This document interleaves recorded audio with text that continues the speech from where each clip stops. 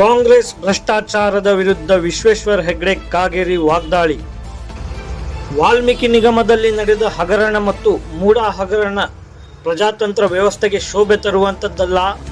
ಸಿದ್ದರಾಮಯ್ಯ ನೇತೃತ್ವದ ರಾಜ್ಯ ಸರ್ಕಾರ ಭ್ರಷ್ಟ ಆಡಳಿತದಿಂದಾಗಿ ರಾಜ್ಯದಲ್ಲಿ ಅಭಿವೃದ್ಧಿ ಮರೀಚಿಕೆಯಾಗಿದೆ. ಕಾಂಗ್ರೆಸ್ ಹೈಕಮಾಂಡಿಗೆ ರಾಜ್ಯದ ಕಾಂಗ್ರೆಸ್ ಸರ್ಕಾರ ಎಟಿಎಂ ಆಗಿದೆ ಎಂದು ಸಂಸದ ವಿಶ್ವೇಶ್ವರ ಹೆಗ್ಡೆ ಕಾಗೇರಿ ರಾಜ್ಯ ಸರ್ಕಾರದ ವಿರುದ್ಧ ತೀವ್ರ ವಾಗ್ದಾಳಿ ನಡೆಸಿದರು.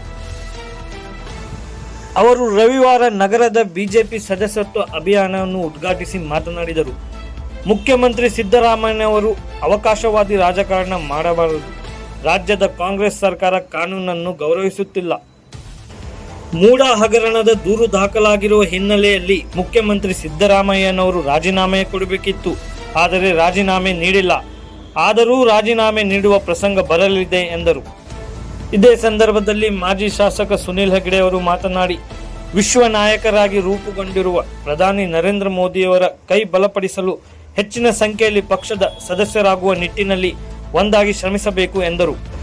ಕಾರ್ಯಕ್ರಮದಲ್ಲಿ ಪಕ್ಷದ ಮುಖಂಡರಾದ ಮಂಗೇಶ್ ದೇಶಪಾಂಡೆ, ಬಿಜೆಪಿ ತಾಲೂಕಾಧ್ಯಕ್ಷ ಬುದ್ವಂತಗೌಡ ಪಾಟೀಲ್, ಬಿಜೆಪಿ ಮಾಜಿ ಅಧ್ಯಕ್ಷ ಚಂದ್ರಕಾಂತ್ ಶಿರ್ಸಾಗರ್, ಎಂಸಿ ಹೆಗ್ಡೆ, ರೋಷನ್ ನೇತ್ರಾವಳಿ, ಪಕ್ಷದ ಪ್ರಧಾನ ಕಾರ್ಯದರ್ಶಿಗಳಾದ ಮಿಥುನ್ ನಾಯಕ್, ಗಿರೀಶ್ ಟೋಸೂರ್, ಉಪಾಧ್ಯಕ್ಷ ಗುರುಮಠಪತಿ, ಇನ್ನು ಹಲವು ಮುಖಂಡರು, ಪದಾಧಿಕಾರಿಗಳು, ವಿವಿಧ ಮೋರ್ಚಾದ ಪದಾಧಿಕಾರಿಗಳು, ಕಾರ್ಯಕರ್ತರು ಉಪಸ್ಥಿತರಿದ್ದರು.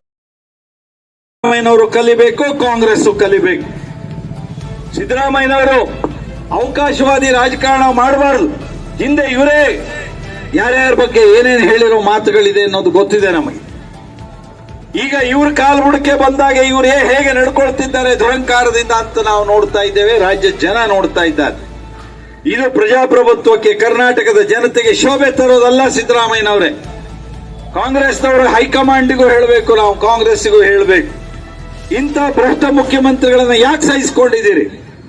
ಸಂವಿಧಾನಕ್ಕೆ ಗೌರವ ಇಲ್ಲ, ನ್ಯಾಯಾಂಗಕ್ಕೆ ಗೌರವ ಇಲ್ಲದೆ ಇರುವಂತಹ ಒಂದು ಆಡಳಿತ ವ್ಯವಸ್ಥೆಯನ್ನ ಯಾಕೆ ಮುಂದುವರಿಸ್ತಿದ್ದೀರಿ ಅನ್ನೋದನ್ನ ನಾವು ಕೇಳಬೇಕಾಗಿದೆ ಕಾಂಗ್ರೆಸ್ಸಿಗರಿಗೆ.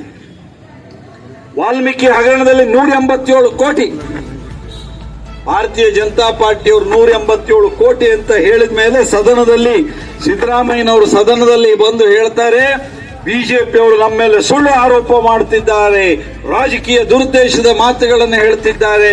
ಬಿಜೆಪಿಯವರು ಹೇಳುವ ಹಾಗೆ ವಾಲ್ಮೀಕಿ ಹಗರಣದಲ್ಲಿ 187 ಕೋಟಿ ರೂಪಾಯಿ ಹಗರಣ ಆಗಿಲ್ಲ, ಅದು 87 ಕೋಟಿ ಹಗರಣ ಆಗಿದೆ ಅಂತ ಯಾರು ಹೇಳೋರು? ಸ್ವತಃ ಮುಖ್ಯಮಂತ್ರಿ. ಎಲ್ಲಿ ಹೇಳಿದ್ದು? ಸದನದ ಒಳಗೆ ಹೇಳಿದ್ದು.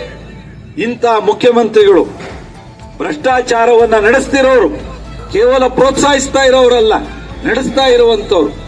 ಇವರು ಅಧಿಕಾರದಲ್ಲಿ ಮುಂದುವರಿಬಾರದು. ರಾಜ್ಯದ ಅಭಿವೃದ್ಧಿಗೆ ಹಣ ಬರ್ತಾ ಇಲ್ಲ.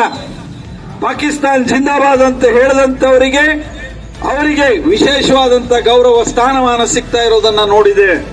ಭಾರತದಲ್ಲಿರುವಂತ ಪ್ರಜೆಗಳು ನಾವೆಲ್ಲ ಒಂದಾಗಿರ್ಬೇಕು ಅನ್ನೋದ್ರ ಬದಲಿಗೆ ಅಲ್ಪಸಂಖ್ಯಾತರಿಗೆ ಕಾಂಗ್ರೆಸ್ ದಿಕ್ಕು ತಪ್ಪಿಸಿ ರಾಷ್ಟ್ರೀಯ ಮುಖ್ಯವಾಹಿನಿಯಲ್ಲಿ ವಿಚಾರದಲ್ಲಿ ಅವರು ಇಲ್ಲದೆ ಇರುವಂತೆ ಮಾಡ್ತಾ ಇರೋದು ಕಾಂಗ್ರೆಸ್.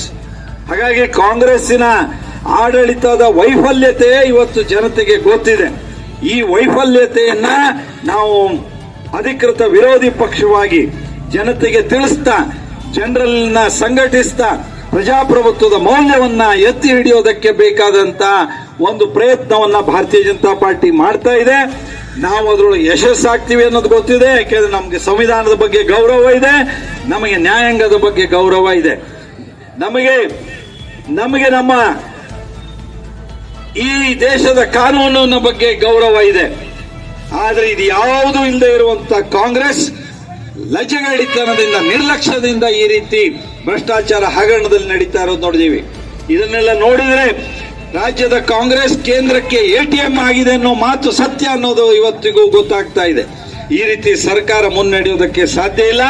ಈ ಸರ್ಕಾರ ಇವತ್ತಲ್ಲ ನಾಳೆ ರಾಜೀನಾಮೆ ಕೊಡಲೇಬೇಕಾಗತ್ತೆ. ಸಿದ್ದರಾಮಯ್ಯನವರು ಬರೋ ದಿನಗಳಲ್ಲಿ ಬಿಜೆಪಿಗೆ ಹೆಚ್ಚಿನ ಜವಾಬ್ದಾರಿ ಬರೋದಿದೆ ಅನ್ನುವಂತ ಮಾತುಗಳನ್ನು ನಾನು ಈ ಸಂದರ್ಭದಲ್ಲಿ ಹೇಳೋದಕ್ಕೆ ಬಯಸ್ತಾ ಇದ್ದೇನೆ.